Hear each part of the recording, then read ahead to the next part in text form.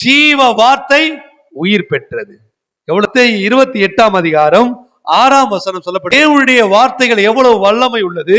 தேவன் தம்முடைய வார்த்தையினாலே எதை செய்து கொண்டிருக்கிறார். அவருடைய வார்த்தையை விசுவாசிக்கிறவனுக்கு உண்டாகும் அற்புதங்கள் என்று இங்கே இல்லை. தாம் சொன்னபடியே அவர் சொன்னபடியே உயிர்த்தெழுந்தார். அவர் சொல்லுகிற தேவன் அல்ல, சொன்னபடி செய்கிற தேவன். அவர் சொன்னபடியே உயிர்த்தெழுந்தார். அவர் வார்த்தையாகிய தேவன், அவர் வார்த்தையிலிருந்து தன்னை வெளிப்படுத்துகிற தேவன்.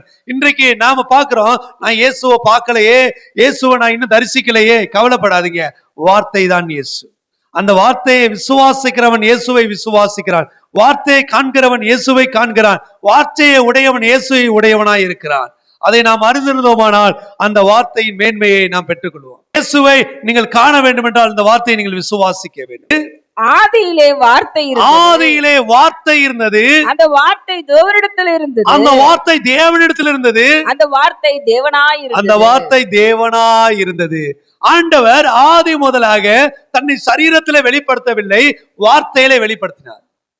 இந்த வார்த்தையை அன்றைக்கு கொஞ்ச நஞ்சமல்ல, பல லட்சக்கணக்கான ஜனங்கள் நம்பல.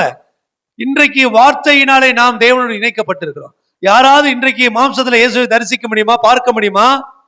ஆனால் நாம் இன்றைக்கு எப்படி பார்த்து கொண்டிருக்கிறோம் என்றால், வார்த்தையாகிய இயேசுவை பார்த்து கொண்டிருக்கிறோம், விசுவாசித்துக் கொண்டிருக்கிறோம். அப்படியாக வேதம் சொல்லுகிறது. யோவான் 1ஆம் அதிகாரம் 1ஆம் வசனம், ஆதியிலே வார்த்தை இருந்தது, அந்த வார்த்தை தேவனிடத்தில் இருந்தது, அந்த வார்த்தை மாம்சம் எங்க இருக்கு? வார்த்தை தான் இருந்துச்சு. அந்த வார்த்தை இன்றைக்கு உயிர் பெற்று இருக்கிறது. அந்த வார்த்தை இன்றைக்கு உயிரோடு இருக்கிறது. அந்த வார்த்தையை உங்கள் ஜீவனுக்குள்ளே அவர் வைத்து செயல்பட விரும்புகிறார். மனிதன் உயிர்ப்பிக்கப்பட வேண்டும் என்றால் இயேசுவின் வார்த்தை வேண்டும். இயேசுவின் வார்த்தையை விசுவாசிக்கிறவனுக்கு எல்லாம் கூடும். சுனாமியால் என்று சொல்லப்படவில்லை, மரித்து போன நிலைமையிலே எலிசா தீர்க்கதரிசியா கூட்டி வரும்படியான ஒரு சூழ்நிலை இருக்கிறது. அவரோ அந்த மரித்து போன பிள்ளை மேலே விழுந்து சரீரத்தில் சூழ் உண்டாகும்படி செய்து அந்த பிள்ளையை உயிர்ப்பிக்க செய்தார். அன்றைக்கு சரீரம் தேவைப்பட்டது. அன்றைக்கு சரீரத்தை தேடினார்கள். அன்றைக்கு சரீரத்துக்கான முக்கியத்துவம் இருந்தது. அந்த பிள்ளை உயிர் பெற்றது. தேவனுடைய மனுஷனுடைய பிள்ளை மரித்து போயிருந்தால் இயேசு கிறிஸ்து வருகிறார். அவர் சொல்லுகிறார், தலித்தாகுமி என்று வார்த்தையை சொல்லுகிறார், சிறு பெண்ணே எழுந்தது. இன்றைக்கு இந்த வார்த்தை உயிர் பெற வேண்டும் என்று தேவன் விரும்புகிறார். மாம்சத்தில் அநேகர் இன்றைக்கும் இயேசுவை தேடிக்கொண்டிருக்கிறார்கள். இயேசு எப்படி இருப்பாரோ, சகையை தேடினது போல நாம் இயேசுவை தேட வேண்டும் என்றால் வார்த்தையை விசுவாசிக்க வேண்டும். கண்ணீரை வார்த்தையினால் துடைக்கிறார். உயிர் தெழுதல் அவசியம் என்ன தெரியுமா? உன் கண்ணீரை துடைக்கிறவர். ஐயோ, மாம்சத்துல இருக்க இயேசு இனி நான் பார்க்க முடியாது, மாம்சத்துல இயேசு இனி இல்ல, அவ மாம்சம் இல்லைனாலே உயிர் இல்லாத ஒரு சூழ்நிலை. ஆண்டவர் சொல்றாரு, நான் மாம்சத்துல வெளிப்பட்டேன், ஆனா வார்த்தையா இன்றைக்கும் உயிரோடு இருக்கிறேன். அந்த வார்த்தையை நீ நம்பு. அந்த வார்த்தை தான் நான் உன்னை தேற்றுகிற ஒரு வழி. அதைத்தான் முதலாவது தேவன் நமக்கு வெளிப்படுத்தி நம் கண்ணீரை துடைக்கிறவர். நம் யோவான் 20ஆம் அதிகாரம் 13ஆம் வசனம் வாசி கேட்போம். முதலாவது அந்த வார்த்தை எப்படி உயிர் பெற்றது? அவர்கள் அவளை நோக்கி ஸ்திரீயே, ஏன் அழுகிறாய் என்றார்கள். ஏன் அழுகிறாய் என்றார்கள். அதற்கு அவள் என் ஆண்டவரை விட்டார்கள், அவரை வைத்த இடம் எனக்கு தெரியவில்லை. இப்ப எங்கதான் தேர்ற? அவர் பேசின வார்த்தையெல்லாம் ஞாபகம் இல்ல, அவர் சொன்ன வார்த்தைகள்லாம் ஞாபகம் இல்ல. அவர் சொன்னாரு, நான் மறிக்க வேண்டியதா இருக்கிறது. அவர் வெளிப்படுத்தினாரு அநேக காரியத்தை. அவர் திருஷ்டாந்தமா வெளிப்படுத்தினார். வார்த்தையை வெளிப்படுத்தல. மாம்சத்தை தேடுறாங்க. எங்க அவர் வைத்த இடம் எங்க? அவர் இங்க இல்லையே, அவர் சரீரத்தை காணாமே தேடிக்கிட்டே இருக்கிறாங்க. இன்றைக்கு நம்ம இயேசுவை எப்படி தேட தெரியுமா? மனுஷங்கிட்ட தேடுறான். இவரு ஒருவேளை இயேசுவா இருப்பாரோ, அவர் இயேசுவா இருப்பாரோ, இவர் வார்த்தை தாங்க இயேசு. நீங்க தேடி தேடி அலைய வேண்டாம், அந்த வார்த்தையை தேடுங்க, தேவன் உங்களுக்கு வெளிப்படுவார். இங்க இந்த மனுஷி தேடுறா. யார தேடுறா? சரீரமாகிய இயேசுவை தேடுறா. வாசிங்க, தொடர்ந்து வாசிங்க. இவைகளை சொல்லி பின்னாக திரும்பி இயேசு நிற்கிறதை காண்கிறாள். ஆனாலும் அவரை இயேசு என்று அறியாதிருந்தாள். அவரை இயேசு என்று அறியாதுங்க. வார்த்தைய நீங்க விட்டுட்டீங்கனாலே மாம்சத்தை உங்களால வெளிப்பட பார்க்க முடியாது. அவர் அதிகமா இயேசுவோட இருந்தவ.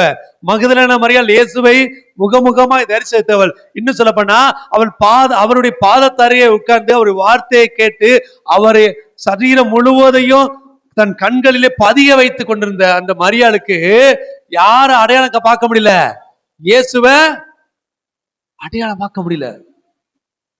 அவ்வளவு நேர்த்தியா இயேசுவை சந்தித்த அந்த மரியாளால பார்க்க முடியலனா, இயேசு மாம்சத்திலே இன்றைக்கு நமக்கு வெளிப்படவில்லை, வார்த்தையிலே வெளிப்பட்டு இருக்கிறார். அதை திருஷ்டாந்தமாக சொல்லும்படிதான் மரியாளுக்கு சொல்றாரு. மரியாளுக்கு முன்பாக அவர் நிற்கும் போது அவளோ அவரை அறியவில்லை.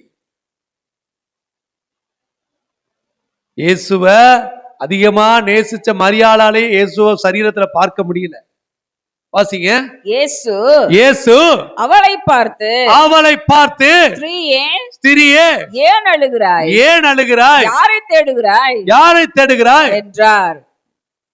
அவருக்கு தெரியும் இன்னைக்கு மனுஷனை சரீரமா தான் தேடிக்கிட்டு இருக்காங்க ஆண்டவர் தோமா வச்ச கல்லறையில போய் பாத்தீங்கன்னா அந்த கல்லு அந்த சரீரம் இன்னைக்கும் உயிரோட இருக்கு. சரீரத்தை பத்தி ஆண்டவர் கவலை இல்லை, ஆத்துமாத விளையாடப்பட்டது, மண்ணிலிருந்து எடுக்கப்பட்டது, மண்ணுக்கு திரும்புவோம். உன் விளையாடப்பட்ட ஆத்மாவை உயிர்ப்பிப்பதற்காக தான் இயேசு கிறிஸ்து மனிதனாய் பூமியிலே அவதரித்தாரு. அந்த வார்த்தையினாலே நாம் உயிர்ப்பிக்கப்பட்டிருக்கிறோம். தேவன் பூமியை வானத்தை எப்படி படைச்சாரா? வார்த்தையினாலே. வார்த்தை தான் உயிர் பெற வேண்டும். வார்த்தை ஜீவ வார்த்தை உயிர் பெற வேண்டும் என்றுதான் தேவனுடைய திட்டம். இவங்க தேடுறது சரீரத்தை. இன்னைக்கு நம்ம தேடிக்கிட்டு இருக்கோம், அவரா இருப்பாரோ, இவரா இருப்பாரோ, இவர்தானோ, அவர்தானோ. அநேகர் இயேசு தேடிக்கிட்டு இருக்காங்க. அத பழைய பாட்டு புதிய பாட்டு சொல்றது, இயேசு அங்கே இருக்கிறார், இயேசு இங்கே இருக்கிறார் என்று அநேகர் சொல்ல கேட்பீர்கள். ஆனால் அதை நீங்கள் நம்பாதீர்கள். இயேசு உங்களுக்குள்ளே இருக்கிறார். இயேசு வார்த்தையாகி ஜீவனுள்ள தேவனுடைய வார்த்தை உங்களுக்குள்ளே வேதத்தின் மூலமாக சத்தியத்தின் மூலமாக உங்களுக்குள்ளே இருக்கிறது. நமக்கு தெரியல, தேடிக்கிட்டே இருக்கிறோம். அங்க போனோம்னா சரியாயிரும், எங்க போனாலும் தெரியாது. இயேசு உங்களுக்குள்ள வந்தாதான் எல்லாம் மாறும். ஆமென். அந்த வார்த்தை விசுவாசிக்கிறவனுக்கு எல்லாம் கூடும். வாசிங்க. அவள் அவரை தோட்டக்காரர் என்று எண்ணி. எவ்வளவு ஒரு வெளிப்பாடு பாருங்க. இயேசு முகமுகமா பார்த்தவளுக்கு இயேசுவை கண்டுபிடிக்க முடியல. ஒரு முகாந்திரம் இல்லாம அந்த மரியாள் சொல்றா, இயேசு பார்த்து தோட்டக்காரரா இருப்பாரோ, தோட்டக்காரர் போல இருக்கிறார் அவர். ஏனென்றால் அவர் சரீரத்திலே வெளிப்படவில்லை. உயிர்த்தெழுதலில் பின்பாக அவர் எப்படி வெளிப்பட்டிருக்கிறாரு? சரீரத்திலே வெளிப்படவில்லை. வாசிங்க.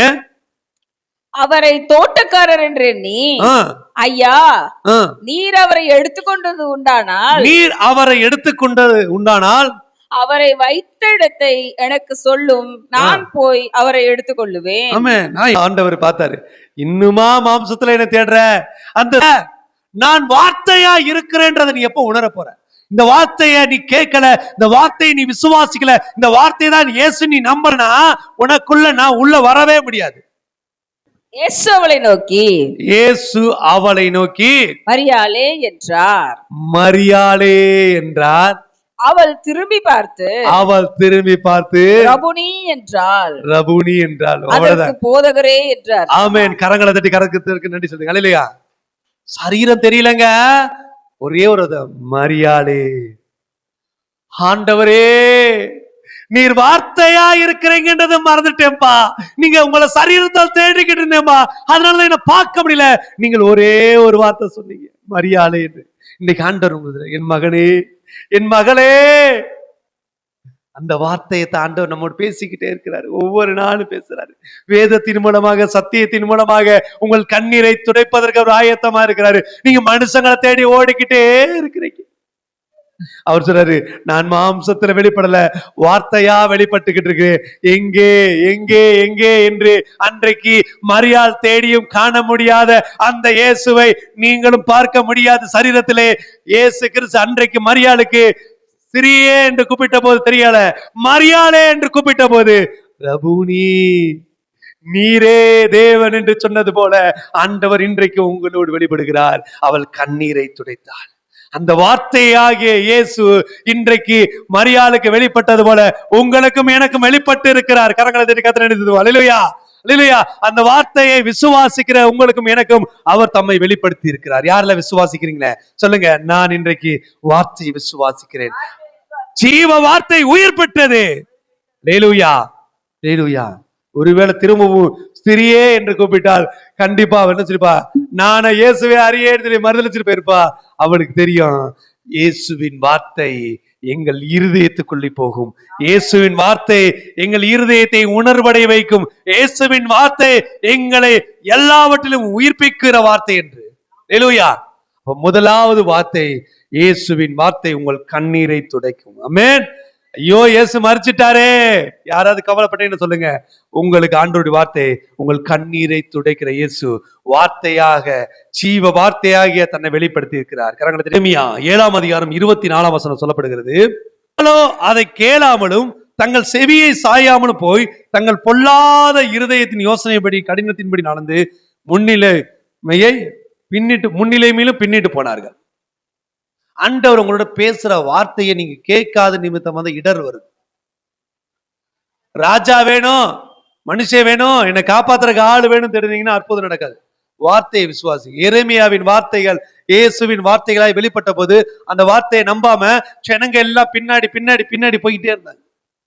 இன்னைக்கு ஒருவேளை இந்த வார்த்தை இயேசுவின் வார்த்தை, இயேசுவே இந்த வார்த்தையாக வெளிப்பட்டிருக்கிற நீங்கள் விசுவாசிப்பீர்களானால் உங்கள் முன்னிலைமை பாருங்க, பின்னிலைமை கர்த்தர் அளவில்லாமல் ஆசீர்வதிப்பார். ஆமென். அப்படியாக இன்னொரு வசனத்தை வாசிப்போம். எபிரேயர் 11ஆம் அதிகாரம் 3ஆம் வசனம் வாசிங்க. தேவனுடைய வார்த்தை பெண்மான்களை ஈனும்படி செய்கிறது, வனாந்திரத்துல தண்ணீர் ஊற்றுகளை பிளக்கப்படுகிற, கற்பாறையை பிளந்து தண்ணீர் ஊற்றுகளை பிளக்கிற தேவன். வாசிங்க எபிரேயர் 11:3ஆம் வசனம். விசுவாசத்தினாலே நாம் உலகங்கள் தேவனுடைய வார்த்தையினாலே உண்டாக்கப்பட்டது என்று இவ்விதமாய் காணப்படுகிறவைகள் விசுவாசத்தினால உலகம் உண்டாக்கப்பட்டது சொல்றத விட தேவனுடைய வார்த்தையினாலதான் உலகம் உண்டாக்கப்பட்டுச்சு. இந்த வார்த்தை தான் ஜீவன்.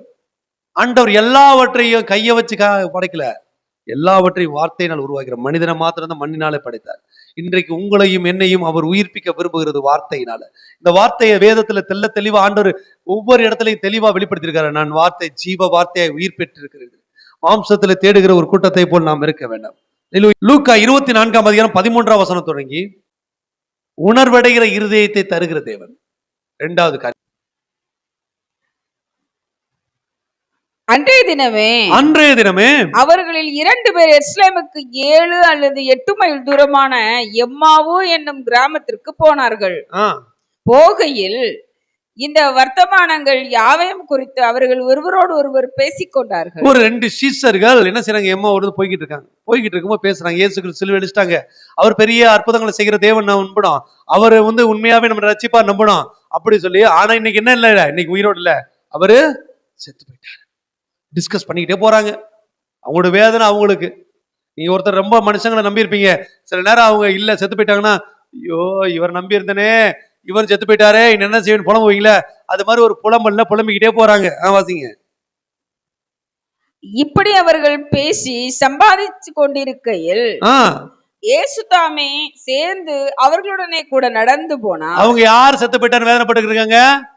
இயேசு செத்து போயிட்டாருன்னு வேதனைப்பட்டு அதை குறிச்சு விவாதித்து அழுதுகிட்டே போயிட்டு இருக்காங்க. அங்க போய்கிட்டு இருக்க இடத்துல இயேசு கிறிஸ்து அவர்களுடனே சேர்ந்து நடந்து போனார்.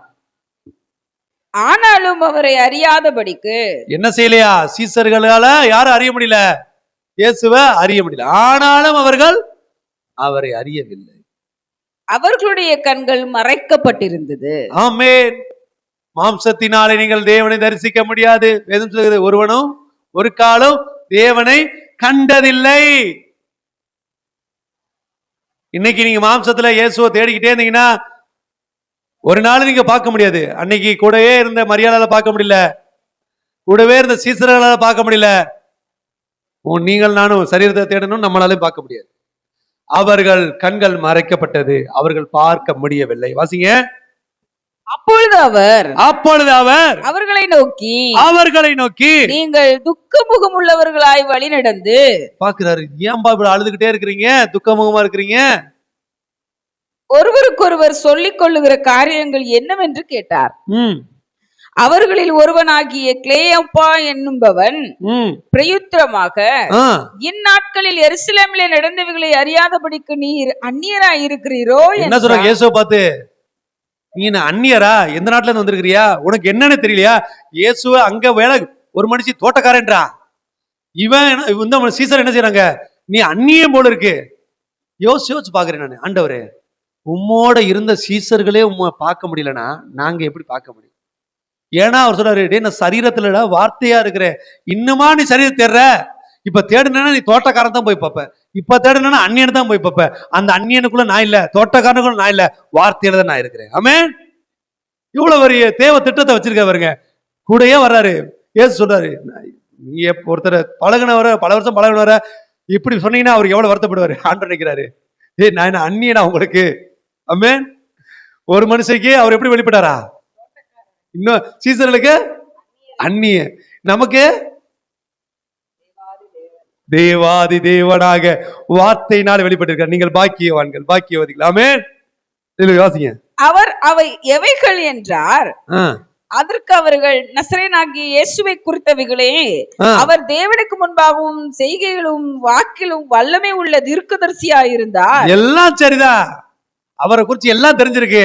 ஆனா அவர் வார்த்தையை குறித்து தெரியலையே. அவர் வார்த்தையாகிய இயேசுவும் தெரியலையே. அவர் வார்த்தைக்குள்ள ஜீவன் இருக்கு தெரியலையே. அவர் ஜீவனுள்ள வார்த்தையை வெளிப்பட்டிருக்கான்னு தெரியலையே. ஆனால் உங்களுக்கும் எனக்கும் அதை அறிவித்திருக்கிறார். உங்களுக்குள்ளே அதை வைத்திருக்கிறார். அந்த சீசர்களும் அறிய முடியல. வாசிங்க. நம்முடைய பிரதான ஆசாரியரும் அதிகாரிகளும் அவரை மரண ஆக்கினைக்குட்படுத்தி சிலுவையில் அறைந்தார்கள். அவரை இஸ்ரவேலை மீட்டு ரட்சிப்பவர் என்று நாங்கள் நம்பி இருந்தோம். பாருங்க, அறிந்திருக்கிறோம் என்று சொல்லியும் அவரை அறியாமல் இருக்கிறார்கள். என்ன அறிஞ்சிருக்கிறாங்க? படிச்சதை கேட்டு, சொன்னதை கேட்டு. நாம எப்படி அறிஞ்சு தெரியுமா? விசுவாசத்தினாலே அவரை அறிந்திருக்கிறோம். யாரோ சொல்லி கேட்கலங்க, எதையோ படிச்சு நான் உணரலங்க. என் இயேசுவை நான் விசுவாசித்தேன், ஆகையால் நான் பேசுகிறேன். எனக்குள்ளே யாரோ சொன்னது எடுத்து போடப்படலாம், யாரோ எதையோ புக்க படிச்சு மறந்து போடலாம். என் இயேசுவை நான் விசுவாசிக்கிறது என் ஜீவன் போனாலும் என்னை விட்டு போகாது. என்றால் வார்த்தையாகிய இயேசுவை நான் விசுவாசிக்கிறேன். சரீரமாக இயேசுவே இல்ல, சினிமா படங்கள் இல்ல, கல்லுகள் இல்ல, ஆலயங்கள் வரையப்பட்ட படங்கள் இல்ல. அவர் எனக்குள்ளே வார்த்தையாக உயிரோடு இருக்கிறார். அவங்க நம்மளை விட பெரிய ஞானி, அறிவாளி. அவங்களுக்கு எக்ஸ்பிளனேஷன் சொல்ல வேண்டியதில்லை. ஆனா அவங்களால எதை ஃபீல் பண்ண முடியல? வார்த்தையை ஃபீல் பண்ண முடியல. வாசிங்க 26ல இருந்து வாசிங்க. 26 25ல இருந்து வாசிங்க. அப்பொழுது அவர் அவர்களை நோக்கி தீர்க்கதரிசிகள் சொன்ன யாவையும் விசுவாசிக்கிறதுக்கு புத்தி இல்லாத மந்த இருதயம் உள்ளவர்களே. சீசர்களை பார்த்துறாரு, இன்னுமாடா சரீரத்தை தேடிக்கிட்டு இருக்கிறீங்க?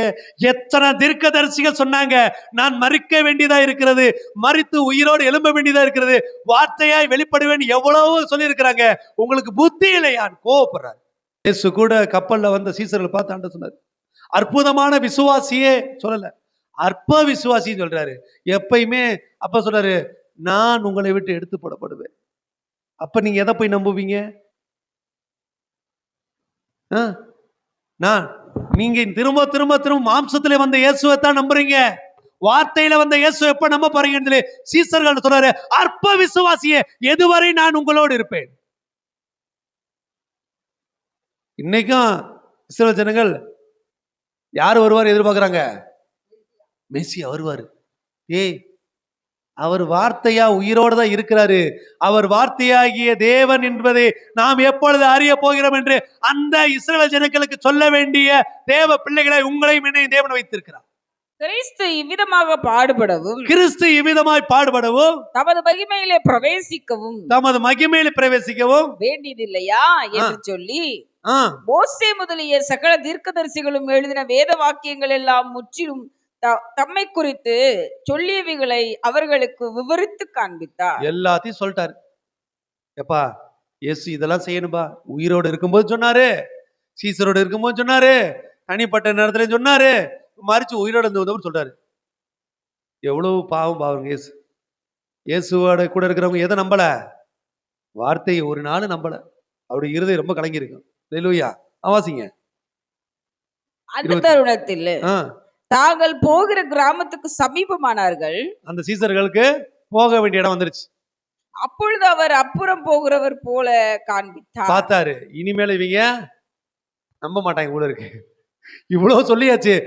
நான் தான்பா உன் கூட இருந்தது, உனக்காக வந்தது, உனக்காக உயிர் கொடுத்தது, இன்றைக்கும் உயிரோடு எழுந்தது நான் தானே. எத்தனையோ தீர்க்க தரிசன புத்தகங்களை அவர் உவமையா சொல்லி தம்மை தாமே அவர் சாட்சியா சொன்ன பிறகு அவங்களுக்குள்ள அந்த வார்த்தை போகல. அவர் பார்த்தாரு, வார்த்தையை நம்பாதவன் என்னையும் நம்ப போறதில்ல, வார்த்தையை விசுவாசிகளை நீங்கள் இயேசு நம்ப போறதே இல்லை. அவர் கடந்து போயிட்டார். வாசிங்க. அவர்கள் அவரை நோக்கி, நீர் எங்களுடனே தங்கியிரும், சாயங்காலம் ஆயிற்று, பொழுது போயிற்று என்று அவரை வருந்தி கேட்டுக்கொண்டார். எப்படி சொல்றாங்க? ரொம்ப இருட்டுல போய் எங்க மாட்டிக்கிறாதீங்க, அலைஞ்சிடாதீங்க, நீங்க எங்க கூட வாங்க. அவர் பார்த்து மனசே வந்திருப்பார். இவ்வளவு விளக்கமா இயேசுவே சொல்லியும் அந்த வார்த்தையை அவர்களால் நம்ப முடியவில்லை. உங்களுக்கு எனக்காகவும் இவ்வளவு பெருசா இல்ல, அவரே என் இயேசு என்று நீங்கள் நான் விசுவாசத்தினாலே இன்னைக்கு தேவனோடு இணைக்கப்பட்டு இருக்கிறோம். இருக்கையில் அவர் அப்பத்தை எடுத்து ஆசீர்வதித்து அதை பிட்டு அவர்களுக்கு கொடுத்தார். அப்பொழுது அவர்களுடைய கண்கள் திறக்கப்பட்டு அவரை அறிந்தார்கள். உடனே அவர் அவர்களுக்கு மறைந்து போனார்.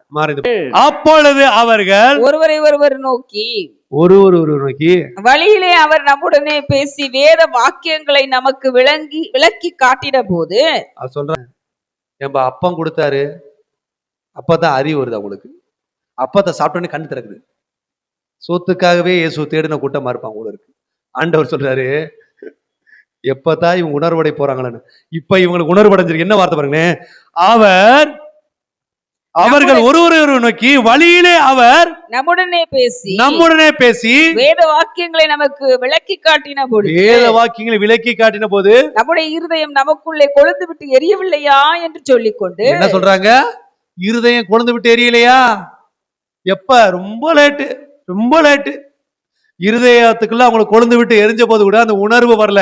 ஏனென்றால் அவர்கள் கேட்கிறதை அல்ல, விசுவாசிக்கிறத பார்க்கிறத நம்பினாங்க. அந்த சரீரத்திலே அவர் வெளிப்பட்ட போது அப்பத்தை பிரிச்சு கொடுத்தவர் கண்ணு திறக்குது. ஆனா அப்பதான் உணர்வு, ஐயோ தப்பு பண்ணிட்டோமே. வரும்போதெல்லாம் இயேசு என் கூட பேசிட்டு வந்தாரு. நான் யோசிக்கிறேன், வார்த்தையா இயேசு அப்ப பிடிச்சிட்டு எப்பொழுதும் உங்க கூட இருப்பார். ஆமென். அந்த வார்த்தையை சொல்றாங்க. அந்த வார்த்தையை அவர் பேசும்போது வாசிங்க, அந்த திரும்ப வந்த வசந்த, நம்முடனே அவர் பேசி வேத வாக்கியங்களை நமக்கு விளக்கி காட்டின பொழுது நம்முடைய இருதயம் நமக்குள்ளே கொழுந்து விட்டு எரியவில்லையா என்று சொல்லிக்கொண்டு அந்நேரமே எழுந்திருந்து எருசலேமுக்கு திரும்பி போய் 11 அவர்களோடு இருந்தவர்களும் கூடி இருக்க கண்டு கர்த்தர் மெய்யாகவே உயிர்த்தெழுந்து. எப்ப சொல்றாங்க? வார்த்தையை நம்ப ஆரம்பிச்ச சொல்றாங்க, கர்த்தர் மெய்யாகவே உயிர்த்தெழுந்தார், கூட வந்தாரு. தெரியல, சாப்பாடு போட்டவன்னு கண்ணு திறந்து பாக்குறாங்க, ஆண்டவர் பார்க்க முடியல. ஒரு மனுஷனுக்கு பரது தோட்டக்காரன், ஒரு மனுஷனுக்கு அந்நிய. ஆனா வார்த்தையத்தான் நம்புறதுக்கு தான் இங்க ஆள் இல்ல. சொல்றாரு, கொழுந்து விட்டு எரிஞ்சு. அப்ப போய் சொன்னாங்க, ஏசப்பா உயிர் தெழுந்துட்டாரு. இன்னைக்கு நீங்கள் நானும் இந்த உயிர் தெழுதை எப்படி நம்ம அறிவு உணர்ந்துக்கிறோம் தெரியுமா? சரீரத்தை இல்ல, வார்த்தையை நம்புகிறதுனாலே. இயேசு கிறிஸ்து எனக்காக உயிரோடு இருக்கிறார், அவர் எனக்காக மரித்தார், எனக்காக உயிர் தெழுந்தார். அல்லேலூயா. இந்த சீசர்கள் போல ரொம்ப பெரிய எக்ஸ்பிளனேஷன் எல்லாம் நமக்கு தேவையில்லை. நீங்கள் பாக்கியவான் ஏன் சொல்லனா, ரொம்ப எளிமையா வார்த்தையினாலே நீங்க தொடப்பட்டு தேவனுடைய வந்திருக்கிறீங்க. அல்லேலூயா. இந்த வார்த்தையை விசுவாசிக்கிறீங்களா, நீங்கள் பாக்கியவான்களா இருப்பீர்கள். மூன்றாவது காரியம், அதுக்கு முன்பாக ஒரு ஆதார வசனத்தை நாம் வாசிப்போம். சகரியா 7ஆம் அதிகாரம் 11ஆம் வசனம். கவனிக்க மனதில்லாமல் தங்கள் தோலை முரட்டுத்தனமாய் விலக்கி கேளாதபடி தங்கள் செவிகளை அடைத்துக் கொண்டார்கள். அப்படிலாம் கிடையாது. ஏசுனா சரீரத்துலதான் வந்தா தான் நம்புவேன், காதை அடைச்சுக்கிறேன். நான் பேசுறேன்பா, ஆண்டவர் சொல்ற, நான் பேசுறேன்பா, நீங்க வாங்க. அப்பதான் அவர் வந்து அப்பத்தை பிச்சு கொடுத்துட்டு இப்பயாவது நம்புறேன்னு போயிட்டாரு. ஏன்னா அவர் இப்பயே எப்படி இருக்க விரும்புறாரு? வார்த்தையா இருக்கத்த விரும்புறாரு. அந்த முரட்டாடுத்தனமான மனிதர்களாத்தான் இன்னைக்கு அநேகர் தேடிக்கிட்டே இருக்கிறாங்க. எங்கேயோ இருக்கிறாரு. அவரை தேடுவீர்களா, அவர்களை காண்பீர்கள். அவரை தேடத்தக்க இடத்திலே, அவர் கண்டடைத்தக்க இடத்திலே அவரை தேட வேண்டும் என்றால் நீங்கள் அவரை விசுவாசிக்க வேண்டும், அவர் வார்த்தையை நீங்கள் நம்ப வேண்டும். அவர் வார்த்தையை நம்புங்கள், நீங்கள் சித்தி பெறுவீர்கள் என்று வேதம் சொல்கிறது. எதை நம்பினா சித்தி பெறுவோமா? வார்த்தையை நம்பினா. இன்னொரு வாசகம் இருக்கு, வெளிப்படுத்த 1:16 மரித்தேன் ஆனாலும் இதோ சதா காலங்களும் உயிரோடு இருக்கிறேன். இப்ப எப்படி அவர் உயிரோடு இருக்கிறாரா? வார்த்தையாய் உயிரோடு இருக்கிறார். அந்த வார்த்தையாய் இயேசுவை நாம் விசுவாசிப்போம். அல்லேலூயா. மூன்றாவது காரியத்துக்கு நேரம் நாம் கடந்து போவோம். யோவான் 21:3 தொடங்கி வாசிப்போம். அற்புதத்தை நமக்கு தருகிறவராய் வெளிப்படுகிறார். முதலாவது காரியம் கண்ணீரை துடைக்கிறார். இரண்டாவது காரியம் இருதயத்தை உணர்வு வைக்கிறார். மூன்றாவது காரியம் அற்புதத்தினாலே நமக்கு தன்னை வெளிப்படுத்துகிறார். யோவான் 21:3 தொடங்கி வாசிப்போம். சீமோன் பேதுரு மற்றவர்களை நோக்கி மீன் பிடிக்க போகிறேன் என்றான். இந்த சீசர்களா பார்த்தாங்க, இவரை நம்பி இனிமேல பிரயோஜனம் இல்லை, நம்பி வந்தா நட்டத்துல கை விட்டு போயிட்டாரு, குடும்பத்தை விட்டுட்டு வந்துட்டேன். ஏன்னா சீமோன் பேதுரு முன்னமே கேட்கிறாரு, ஆண்டவரே உண்மையே நம்பி வந்திருக்கு, எங்களுக்கு என்ன கிடைக்கும்னு கேட்டார். வேதத்துல ஒரு வசனம் இருக்கு, நீர் எங்களுக்கு என்ன தருவீர், எங்களுக்கு என்ன கிடைக்கும். ஆண்டவர் சொல்றாரு, பரலோகத்துல 12 சிங்காசனத்துல உங்களுக்கு ஒரு சிங்காசனம் நியாயம் விசாரிக்கிற கொடுப்பேன்னு சொன்னாரு. அதெல்லாம் பேதருக்கு ஞாபகம் இல்லை. அவர் இது அதோட இன்னொரு வார்த்தை, ஆண்டவரை மறிக்க வேண்டியதா இருந்தாலும் நான் உம்மானே மறிப்பேன், உண்மை மறுதளிக்க மாட்டேன்னு சொன்னாரு. எல்லாத்தையும் சொன்னாரு. எப்போ சொன்னாருமா? உயிரோடு இருக்க வரைக்கும் சொன்னாரு. அவர் மறித்த பின்பு அவர் சொன்ன எல்லா வார்த்தையும், அவரோடு பண்ண உடன்படிக்கை எல்லாத்தையும் மறந்து போய் எங்க போயிட்டு தெரியுமா? எங்க இருந்து ஆண்டவர் சீமோனை கூட்டிட்டு இருந்தாரு? முத எங்க இருந்து கூட்டிட்டு இருந்தாரு? கடற்கரையோட மீன் பிடிக்க முடியாம தோத்து போன நபரா இருந்த அந்த சீமோனை தேடி கண்டுபிடிச்சு கூட்டி வந்தாரு. இப்ப இயேசு கிறிஸ்து மறிச்சு போயிட்டாரு. இந்த உலகத்துல ஒரு பழமொழி சொல்லுவாங்க, பழைய குருடி கதவை தடின மாதிரி, பழைய முருங்கை மரம் வேதாத்துல மாதிரி திரும்பவும் என்ன செஞ்சான்? மீன் பிடி போயிட்டான். ஏசப்பா செத்து போயிட்டாரு. வார்த்தை உயிரோடு இருக்கு. வார்த்தையா இயேசு உயிர் பெற்றிருக்கிறாரு. உங்களுக்கு உணர்வு அவங்களுக்கு இல்ல, அவங்க தேடிக்கிட்டே இருக்கிறாங்க, ஆனா அவங்களால பார்க்க முடியல. அல்லேலூயா. இப்ப இயேசு கிறிஸ்து விசுவாசிக்காம மறுதலிச்ச சீமோன் நிலைமை பாருங்க. சீமோன் பேதுரு வாசிங்க. சீமோன் பேதுரு மற்றவர்களை நோக்கி மீன் பிடிக்க போகிறேன் என்றான். அவர் எப்பயுமே சீமோன் பேதுரு ஸ்பெஷல். எல்லாத்துலயுமே அவர் தான் ஃபர்ஸ்ட். ஒருத்தனை கெடுத்தல அவர் தான் ஃபர்ஸ்ட், ஒருத்தன் நல்வழிப்படுத்தினா அவர் தான் ஃபர்ஸ்ட். கடல்ல சீசரோடு படகுல போயிட்டு இருக்காங்க. ஏசப்பா வந்து கடல்ல நடந்து வர்றாரு. ஆண்டவர் நீரேயானால் நானே, உம்மை போல நானும் என்ன செய்யணும், கடல்ல நடக்கினாரு, வா என்று சொன்னார். நடந்தாரு. அவிசுவாசத்துல உள்ளுக்குள்ள மூழ்கினாரு. ஆண்டவரே சொன்னாரு, திரும்ப தூக்கப்பட்டாரு. அப்ப விசுவாசத்துக்கு ஒரு அடையாளமாகவும் அவிசுவாசத்துக்கு ஒரு அடையாளமாகவும் பின்வாங்குதலுக்கு ஒரு அடையாளமாகவும் பேதுருவை ஆண்டவர் அங்க வச்சிருக்கிறார். இப்ப பேதுரு நான் மீன் பிடிக்க போறேன்னு சொல்றல, மீன் பிடிக்க போறேன் நீங்களும் வரீங்களா? கொஞ்சம் ஆண்டவர் என்ன சொல்லிருக்காரு, வார்த்தையெல்லாம் சொல்லணும். ஆக்சுவலா வார்த்தையை சொல்றதுக்கு தான் ஆண்டவர் நம்மளுக்கு கொடுத்துருக்காரு. மூத்த பிள்ளையா இருக்கிற பிள்ளை என்ன செய்வாங்க தெரியுமா? இங்க நீதான் மூத்த பிள்ளை, மற்றவங்களுக்கு என்ன செய்யணும், ஆலோசனை. இந்த மூத்த பிள்ளை தான் இருக்கிற பிரச்சனைக்குரிய பிள்ளையா இருக்கு குடும்பத்துல. அப்படி சில நேரங்களை பாக்குறோம். அது நினைச்சா என்ன செய்யலாம், குடும்பத்தை வழி நடத்தலாம். அது நினைச்சா குடும்பம் சீர்படுத்தலாம். இந்த பேதுரு மூத்த மனுஷனா இருக்கிறாரு, முதல் சீசனா இருக்கிறாரு. அவர் என்ன செய்யறாரு, இயேசு மறிச்ச உடனே எல்லாத்தையும் கவலைப்படாதீங்க, ஏசப்பா நமக்கு என்ன சொல்லி இருக்கிறாரு அதை நம்பணும். அவர் சொல்லியிருக்கிறாரு, அவர் உயிரோடு வருவேன்னு சொல்லியிருக்கிறாரு, எப்படி வார்த்தையா வருவேன்னு சொல்லியிருக்கிறாரு, அப்படி சொல்லி அதை தேட்டி இருக்கணும். அப்படி சொல்லாம அவர் என்ன செய்யறாரு, வாசிங்க திரும்ப.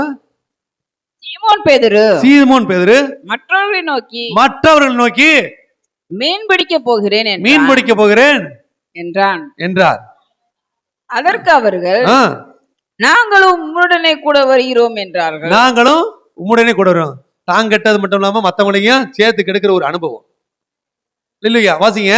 மீன் பிடிக்க நாங்களும் வர்றோம். புறப்பட்டு போய் உடனே படவேறினார்கள்.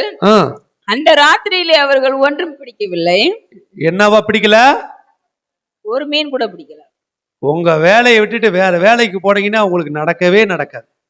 நீங்க வார்த்தையில தான் தேவனோட வந்திருக்கிறீங்க நம்பினா அது மட்டும் தான் அற்புதம் நடக்கும். என்னைக்கு திரும்பவும் உங்க மாம்சத்துல நீங்க இயேசுவை தேடிங்கன்னா அற்புதம் நடக்கவே நடக்காது. இவங்க மாம்சத்தை தேடினாங்க, அற்புதம் நடக்கல. வார்த்தையை தேடினாங்க, வார்த்தை தேடின உங்களுக்கு அற்புதம் நடந்துகிட்டு இருக்கு. அவர் மட்டும் போய் தோத்து போனாரு, அது பிரச்சனை கிடையாது. இப்ப கூட்டமே போய் தோத்து போறாங்க. அதுதான் இங்க விஷயம். வாசிங்க. விடியற்காலமான போது இயேசு கரையிலே நின்றார். அவர் இயேசு என்று சீஷர்கள் அறியாதிருந்தார்கள். இப்ப என்ன செய்யல, இயேசு என்று சீஷர்கள் என்ன செய்யல, அறிய முடியல. ஏன்னா அவங்க எதை தேடுறாங்க, மாம்சத்துல இயேசுவை தேடுறாங்க. எது வரைக்கும் நீங்க மாம்சத்துல இயேசுவை தேடினாலும் அவரை நீங்க பார்க்கவே முடியாது. இன்னைக்கு நீங்க மனுஷன் மூலம் இயேசுவை பார்க்க நினைக்காதீங்க, வார்த்தை மூலம் இயேசுவை பாருங்க. இல்லையா? வாசிங்க. உங்களால பார்க்க முடியல. ஒரு சீசர்ல மொத்த சீசர் அங்கதான் இருக்கிறாங்க. மொத்த சீசராலும் இயேசுவை பார்க்க முடியல. இயேசு எங்க நிக்கிறாரு? முன்னாடிதான் நிக்கிறாரு. வாசிங்க. விடியற்காலமான போது இயேசு கரையிலே நின்றார். அவரை இயேசு என்று சீசர்கள் அறியாதிருந்தார்கள். இயேசு அவர்களை நோக்கி பிள்ளைகளே புசிக்கிறதுக்கு ஏதாகிலும் உங்களிடத்தில் உண்டா என்றார். அதற்கு அவர்கள் ஒன்றுமில்லை என்றார்கள். அப்பொழுது அவர், நீங்கள் படவுக்கு வலதுபுறமாக வலையை போடுங்கள், அப்பொழுது உங்களுக்கு அகப்படும் என்றார். அப்படியே அவர்கள் போட்டு திரளான மீன்கள் அகப்பட்டதினால் அதை இழுக்க மாட்டாதிருந்தார்கள். ஆதலால் இயேசுவுக்கு அன்பாயிருந்த சீஷன் பேதுருவை பார்த்து, அவர் கர்த்தர் என்றான். ஆமென். எப்ப சொல்றாரா? ஏய், இப்படித்தான் நான் ஒரு நாள் வலையில மீன் பிடிக்க முடியாம கஷ்டப்பட்டு அழுதுகிட்டு இருந்தேல, அன்னைக்கு சொன்னாரு வலைய போடு, அற்புதம் நடக்குன்னு. அதே வார்த்தையை இன்னைக்கு சொல்றாரு, இவர்தான் கர்த்தர். முன்னாடி நிக்கிற இயேசு தெரியல. எப்ப கண்டுபிடிக்கிறான் கர்த்தர்னு? அந்த வார்த்தையை நம்பும் போது, வார்த்தையை விசுவாசிக்கும் போது, ஜீவ வார்த்தை உயிர் பெற்றது என்று எப்பொழுது நாங்களும் நம்புறோமோ அப்பதான் உயிர் தருவின் ஆசீர்வாதம் உங்களுக்கு எனக்கு கிடைக்கும். அப்ப பேதுருக்கு தெரிஞ்சிச்சு, இது கர்த்தர் தான், அவர் தான் இந்த அற்புதம் செய்ய முடியும் என்று அவர் சொல்லி என்ன செய்யற பாருங்க. உடனே தான் வஸ்திரமில்லாது இருந்தபடியினால் தன் மேற்சட்டையை கட்டிக்கொண்டு கடலிலே குதித்தார். உயிர் ஜீவ வார்த்தை அற்புதத்தை கொண்டு வந்தது. இந்த வார்த்தைய அப்ப அவங்க சொன்னாங்க, கர்த்தர் நம்பின போது சீமோன் பேதுரு எப்பவுமே எக்ஸ்ட்ரானரி, இழுத்து போனாலும் அவர் தான், தேவனுக்கிட்ட கொண்டு போனாலும் அவர் தான். அப்படியே சட்டையை மட்டும் போட்டுட்டு அப்படியே கடல்ல குதிச்சு, இனிமேல அவரை பார்க்காம இருக்க முடியாது, அவர் வார்த்தை கிடைச்சிருச்சு, வார்த்தை உயிர் பெற்றேன்னு சொல்லி குட்டுன்னு வேகமா ஓடி போய்க்கிறாரு. எப்படிப்பட்ட காரியம் பாருங்களேன். சொல்லுங்க, நீங்கள் நானும் ஜீவனை தேடுறோமா? ஜீவ வார்த்தைய நம்புறோமா? இயேசு எங்கே இருக்கிறார்? இங்கே இருக்கிறார். இயேசு அங்கே இருக்கிறார் சொல்லுகிற வார்த்தையை தேடிக்கொண்டு ஒவ்வொரு இடத்துக்கா ஓடிக்கிட்டு இருக்கிற மனுஷிய கூட்டத்தை போல் நாம் அல்லாதபடி, வார்த்தை எங்க இருக்கிறது, ஜீவ வார்த்தை எங்க இருக்கிறது, அங்கே போய் அந்த வார்த்தையை பெற்றுக்கொள்வோம். அந்த வார்த்தையை இயேசு உயிர் பெற்று இருக்கிறார். மீன் பிடிக்கிறவரை பார்த்தாங்க. ஏன்னா போன உடனே அவர் என்ன செய்ய தெரியுமா? அடுத்த வருஷம் பாத்தீங்கன்னா, அங்கே தலையிலே சுடப்பட்ட மீனை வைத்திருந்தார் அவர்கள் புசிக்கிறதற்கு. இவர்களுக்கு அவர் எப்படி வெளிப்பட்டாரா? மீன் பிடிக்கிறவரா வெளிப்பட்டாரு. இன்னைக்கு மனிதர்களை நீங்க மாம்சத்துல ஆண்டவர் பார்க்கணும்னு தோட்டக்காரனா தான் தெரிவாரு, மாம்சத்துல ஆண்டவர் பார்க்கறது அந்நியனா தெரிவாரு, மாம்சத்துல ஆண்டவர் பார்த்தீங்கன்னா மீன் பிடிக்கிறவரா தெரிவாரு. ஆனால் இயேசுவோ உங்களை உயிர்ப்பிக்கிறவரா இருக்கிறார். எப்பொழுது நீங்கள் தேவனை வார்த்தையால் தேடுகிறீங்களோ, அன்றைக்கு மரியாளுக்கு எப்படி வெளிப்பட்டாரு? கண்ணீரை துடைக்கிற ஒரு தேவனாய் வெளிப்பட்டார். சீசர்களுக்கு இருதயத்தை உணர்வடைய வைக்கிற தேவனாய் வெளிப்பட்டார்.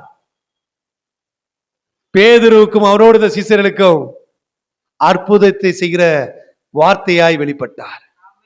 இந்த 3 காரியத்தை ஆண்டவர் நமக்கு வெளிப்படுத்தி இருக்கிறார். இப்ப நம்ம எதை விசுவாசிப்போம்? எழுந்திருப்போமா? ஜீவ வார்த்தை உயிர் பெற்றது. எங்கேயா தேட போறோமா? கூட்டம் கூட்டமா இருக்கிறாங்க, கூட்டம் கூட்டமா வர்றாங்க. ஒருவேளை அங்க இயேசு இருப்பாரோ? எங்க இயேசு இருக்கிறார் சொல்லுங்க. என்னை தேடி இயேசு வந்தார்,